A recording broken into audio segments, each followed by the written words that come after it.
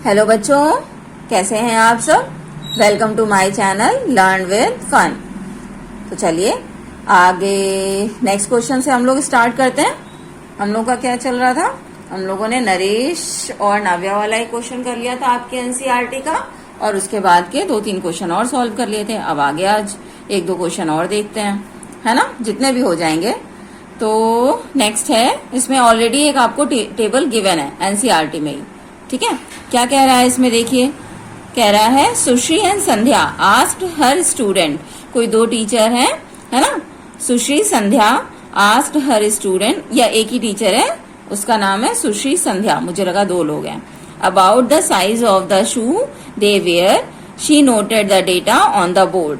मतलब उसने अपने बच्चों से पूछा कि वो किस साइज के शू वेयर करते हैं, शू पहनते हैं, है ना, और उसको लिख लिया बच्चों को समझाने के लिए कि हाउ टू ऑर्गेनाइज डेटा, है ना। और उसके फिर बेसिस पे क्वेश्चंस जनरेट किए और उनसे पूछा। तो बच्चों ने, किसी ने बताया कि मैं 3 नंबर का शू वेयर पहनता हूँ, है ना। किसी ने बताया कि ही और शी वेयर 4 नंबर शू और 5 नंबर और 6 नंबर, है ना। Maximum number of shoe is 7 number shoe a student wear in her class, ठीक है। तो इन्होंने पहले तो बोर्ड पे लिख लिया, वो टेबल जनरेट की हुई है, और फिर उसके बाद उसे ऑर्गेनाइज में दिखाने के लिए उसे असेंडिंग ऑर्डर में लिखा। तो जो असेंडिंग ऑर्डर में लिखा हुआ है, इसे चलो मैं भी लिखती हूँ और आप भी अपनी कॉपी में लिखेंगे, ठीक है। तो 3 नंबर का शू जो है वो 3 बच्चे पहनते हैं उसके क्लास में, और 4 नंबर वाले 1 2 3 4 5 6 7 8 9, है ना, 9 नहीं है तो 4 बच्चे, हाँ 1 2 3 4 5 6 7 8 एंड 9। फिर 5 नंबर के लिए 5 है 10 टाइम्स, तो मतलब 10 बच्चे हैं जो 5 नंबर शू कैरी करते हैं। 1 2 3 4 5 6 7 8 9 और 1 10। फिर 6 नंबर हैं 1 2 3 4, 1 2 3 एंड 4। फिर 7 नंबर का एक इकलौता बच्चा है ना। तो ये असेंडिंग ऑर्डर में लिखने से, देखो असेंडिंग ऑर्डर या डिसेंडिंग ऑर्डर किसी में भी आप लिख सकते हैं, है ना। इसको लिखने से क्या होता है कि हमें एक ऑर्गेनाइज वे में डेटा पता चल जाता है कि हमारे उसके क्लास में उसे पता चल गया कि संध्या को कि उसके क्लास में कितने नंबर ऑफ स्टूडेंट हैं जो ये शू कैरी करते हैं, है ना, या पहनते हैं। 3 नंबर वाले 3 बच्चे हैं, 4 नंबर वाले इसी तरह से 8 या 9 बच्चे हैं, 5 नंबर वाले 10 हैं, और 6 नंबर वाले 4 हैं, और 7 नंबर का शू एक ही बच्चा पहनता है ना। तो अब इसके कुछ क्वेश्चंस हैं, उसको सॉल्व कर लेते हैं। क्या है फर्स्ट क्वेश्चन देखो, कह रहा है the largest shoe size in the class is. सबसे बड़ा शू साइज कितने बच्चों का है, तो मतलब क्या है, जो कितने बच्चों का नहीं है, क्या है, कौन सा है, ये पूछ रहा है। तो ये लार्जेस्ट क्या है, 7 है, तो हमने यहाँ पे 7 लिख दिया। स्मॉलेस्ट शू साइज क्या है बच्चे का, या क्या है जो बच्चे कैरी करते हैं, तो वो हो जाएगा 3 नंबर है स्मॉलेस्ट, तो 3 लिख दिया। हाँ, 3 नंबर का शू वो लोग पहनते हैं। फिर क्या है, there are student who wear shoe in shoe size is 5। 5 number size का जूता कितने लोग पहनते हैं, शू कितने लोग कैरी करते हैं या पहनते हैं, तो काउंट कर लो 1 2 3 4 5 6 7 8 9 एंड 10। 10 बच्चे हैं जो 5 नंबर का शू पहनते हैं। और there are how many student who wear shoe size larger than 4। अब 4 नंबर से बड़े जो शू पहनते हैं वो ऐसे कितने बच्चे हैं, तो 5 नंबर वाले 10 हो गए, फिर ये 4 10 10 + 4 14 + 1 15, ऐसे 15 बच्चे हैं जो 4 नंबर से ज्यादा का शू पहनते हैं। तो ऐसे करके मतलब एक ऑर्गेनाइज वे में हमें लिखना है और फिर उसके बेसिस पे अपने फटाक से आंसर निकल आते हैं। नहीं तो हमें क्या करना पड़ेगा, बार बार अपनी टेबल को जो उन्होंने बोर्ड पे सपोज लिखा है तो बार बार या तो उसको सर्किल करो या अंडरलाइन करो, है ना, ताकि कंफ्यूजन ना हो, और फिर लिखना पड़ेगा। ऐसे असेंडिंग या डिसेंडिंग ऑर्डर में पहले आपने अरेंज कर लिया अपना डेटा और फिर वो जल्दी से लिख लिया। ठीक है, तो इसलिए ऐसे करते हैं। अगला इसी में नेक्स्ट क्वेश्चन देखते हैं क्या कह रहा है। How did arranging the data in ascending order help to answer this question. मतलब असेंडिंग ऑर्डर में जो इसने डेटा लिखा वो आपको कैसे हेल्प करता है आंसर देने में, तो उससे मतलब आसान हो जाता है, इजी हो जाता है आंसर देना कि असेंडिंग या डिसेंडिंग ऑर्डर में, और मिस्टेक होने के चांसेस कम हो जाते हैं या एक तरह से नेग्लिजिबल हो जाता है मिस्टेक करना, कि मिस्टेक्स नहीं होंगी हम लोगों से कि कौन जो भी क्वेश्चन पूछा जाएगा, है ना, उसका करेक्टली हम लोग आंसर कर पाएंगे। तो अरेंज करने से मिस्टेक होने के चांसेस कम हो जाते हैं और इजी वे में आंसर निकल आता है, बेटर वे में हम लोग डिसीजन ले पाते हैं, जो कि डेटा की डेफिनेशन में पहले आपको बताया गया था। ठीक है, तो ये क्वेश्चन हो जाएगा कि मतलब अरेंज करने से आंसर देना इजी हो जाता है और करेक्टनेस बढ़ जाती है, हाँ, मिस्टेक के चांसेस कम हो जाते हैं। ठीक है, आगे नेक्स्ट क्या कह रहा है, are there other ways to arrange the data. क्या कोई और भी जैसे इन्होंने असेंडिंग ऑर्डर में लिखा, क्या कोई और भी तरीका है इस डेटा को अरेंज करने का। तो जैसे हम लोगों ने लास्ट क्लास में टेलीमार्क पढ़ा था, तो हाँ एक अनदर वे भी है डेटा को अरेंज करने का। तो उसमें जैसे कि बना लो, आप टेलीमार्क बना लो, तो पहले इधर हमने लिख दिया शू साइज, उसके बेसिस पे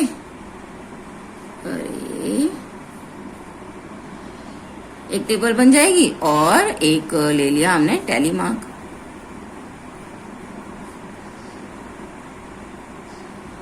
ठीक है, शू साइज कितना कितना है, 3, फिर 4 नंबर के लिए, फिर 5 के लिए और 6 के लिए और लास्ट वन 7 के लिए। ठीक है, चलो दिखा देते हैं। 3 के लिए कितने नंबर ऑफ स्टूडेंट है, 3, तो इसको टेलीमार्क के थ्रू ऐसे दिखा दिया 3। 4 के लिए कितने हैं, 1 2 3 4 5 6 7 8 9 नंबर ऑफ स्टूडेंट है, तो टेलीमार्किंग से हम ऐसे दिखा सकते हैं 5 और 1 2 3 एंड 4, ये 9 हो गए। 5 के लिए नंबर ऑफ स्टूडेंट है 10, तो 1 2 3 4 5 1 2 3 4 एंड 5, ये हो गया। 6 के लिए नंबर ऑफ स्टूडेंट है 4, तो 1 2 3 एंड 4। 7 के लिए एक सिंगल है, तो एक दिखा दिया। सपोज इसकी अगर आपको फ्रीक्वेंसी दिखानी है तो यहाँ पे फ्रीक्वेंसी भी लिख दीजिए या नंबर ऑफ स्टूडेंट लिख दीजिए, कुछ भी, नंबर ऑफ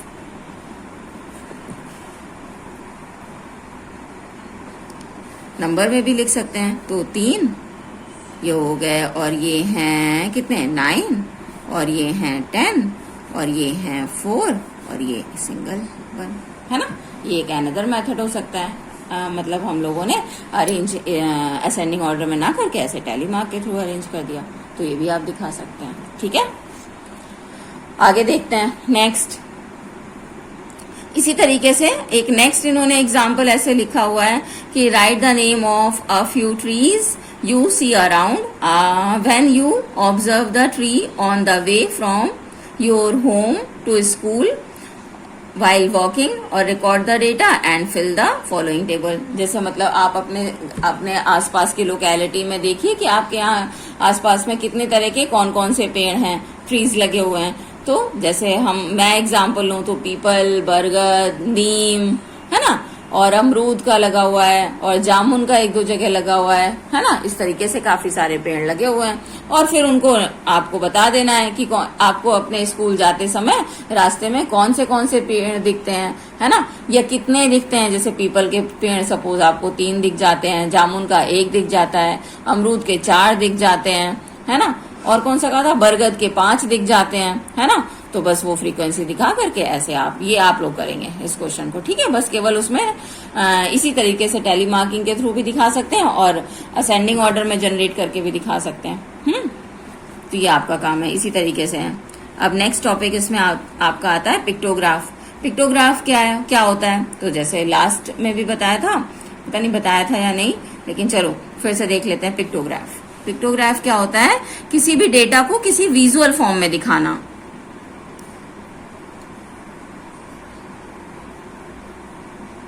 किसी भी फॉर्म में दिखाना, उसके लिए ये नंबरिंग करने की जरूरत नहीं है ना? कैसे भी मतलब कोई भी टेबल हम लोग जनरेट करें, कोई भी फॉर्म बना लो आप, ट्राइंगल बना लिया, हाँ, रेक्टेंगल बना लिया, स्क्वायर बना लिया, या स्माइली बना के दिखा दिया स्माइली दिखा दिया, या सपोज कोई गाड़ी वाड़ी ऐसे दिखानी है तो उसके लिए सिंपल सा कुछ भी, कोई भी सिंबल आपने बना के दिखा दो और उसको रिप्रेजेंट कर दो, है ना? तो सिंपल, जैसे आपकी बुक का ही अगर एग्जाम्पल लें तो इसमें कह रहा है, इन्होंने बुक के एग्जाम्पल में क्या दिखाया है कि स्कूल बच्चे कैसे कैसे आते हैं। तो प्राइवेट कार से जो आते हैं वो कितने बच्चे हैं, तो लिख के दिखा देती हूँ। प्राइवेट कार से कुछ बच्चे आते हैं स्कूल, फिर पब्लिक बस से आते हैं, जो ऐसे चलती हैं बसेस गवर्नमेंट की तरफ से, फिर कुछ बच्चों ने स्कूल बस लगाई हुई है। स्कूल बस कितने बच्चे आते हैं स्कूल बस से, है ना? उसको हम लोग स्माइली से इसमें दिखाया हुआ है। साइकिल से कुछ बच्चे आते हैं, साइकिल से कितने आते हैं, और वॉक करते हुए कितने आते हैं। तो जैसे प्राइवेट कार से सपोज कितने बच्चे इन्होंने कहा, नंबर ऑफ स्टूडेंट 4 आते हैं, तो इन्होंने स्माइली से दिखा दिया। तो आपको इसमें टैली मार्क या लिखने की जरूरत नहीं है, बस स्माइली बना दीजिए और उससे बच्चे स्कूल आ रहे हैं। तो ये आपको ऐसे एक स्माइली यहाँ पे एक स्टूडेंट को रिप्रेजेंट कर रहा है। पब्लिक बस से कितने आते हैं, तो यहाँ 5 आते हैं, तो आपने 5 बना दिए, 3, 4 और 5। ठीक है, मैं जल्दी जल्दी बना रही हूँ, आप लोग सुंदर सुंदर सा बना लेना। ठीक है, स्कूल बस से कितने आते हैं, तो 11 बच्चे इन्होंने दिखाए हुए हैं। 1, 2, 3, 4, 5, 6, 7, 8, 9, 10 एंड 11। ठीक है, इन सबको आप ऐसे दिखा देंगे। तो मतलब रिप्रेजेंट करना अपने डेटा को थ्रू पिक्चर्स, पिक्चर फॉर्म में रिप्रेजेंट करना, तो वो हो जाता है पिक्चर से बना है पिक्टोग्राफ। ग्राफ किसी चीज को, छोटे डेटा को कम वे में रिप्रेजेंट करना, किसी भी बड़े डेटा को कम फॉर्म में रिप्रेजेंट करना, वो ग्राफिकल फॉर्म कहलाता है।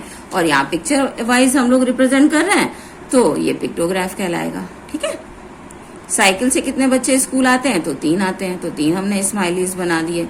वॉक करते हुए कितने आते हैं, तो 3, 5, 6, 7, 7 इसमें दिखाए गए हैं, तो 1, 2, 3, 4, 5, 6 एंड 7। किसी किसी की स्माइल थोड़ी टेढ़ी मेढ़ी हो जा रही है, तो आप लोग माइंड मत करना कि मैम ने क्या बना दिया। ठीक है, ठीक है। अब इसी वे में, है ना, इसी पिक्टोग्राफ को चलो थोड़ा सा और आगे इसमें थोड़ा एडवांस देखते हैं। तो इसमें क्या कर सकते हैं कि हम लोग स्केलिंग कर सकते हैं कि 1 पिक्टोग्राफ, सपोज अगर मैं रिप्रेजेंट कर दूं कि 1 पिक्टोग्राफ जो है, 1 स्माइली जो है वो रिप्रेजेंट कर रहा है 5 स्टूडेंट को, है ना, इज इक्वल टू 5 स्टूडेंट। यहां तो अभी एक एक को ही कर रहा था, है ना, अगर हमने ये वैल्यू नहीं ली हुई थी तो ये अभी एक एक को ही कर रहा था, तो हमें पता चला था प्राइवेट कार से 4 बच्चे स्कूल आते हैं, हाँ, पब्लिक बस से 5 बच्चे हैं जो स्कूल आते हैं, इसी तरह से स्कूल बस से, इसी तरह से साइकिल से, इसी तरह से वॉक करते हुए। अब अगर हम मैं रिप्रेजेंट कर दूं, है ना, कि एक smiley is equal to 5 student, तो ये कैसे निकालेंगे, तो अब इसकी वैल्यू चेंज हो जाएगी। प्राइवेट कार एक स्माइली 5 बच्चों को रिप्रेजेंट कर रहा है, 5 स्टूडेंट को रिप्रेजेंट कर रहा है, तो प्राइवेट कार से अब कितने बच्चे, इसको कैसे कैलकुलेट करेंगे, 1 स्माइली रिप्रेजेंट 5 स्टूडेंट, तो 4 स्माइली, तो 4 इंटू 5, तो क्या वैल्यू हो गई, प्राइवेट कार से आने वाले बच्चे कितने हैं, 20 स्टूडेंट हैं जो प्राइवेट कार से आते हैं, है ना, ऐसे निकालेंगे। ठीक है, ठीक है। अब पब्लिक बस से कितने आते हैं, तो एक आता है, एक स्माइली रिप्रेजेंट करता है 5 स्टूडेंट को, तो 5 स्माइलीज कितने रिप्रेजेंट करेंगे, 5 इंटू 5 25।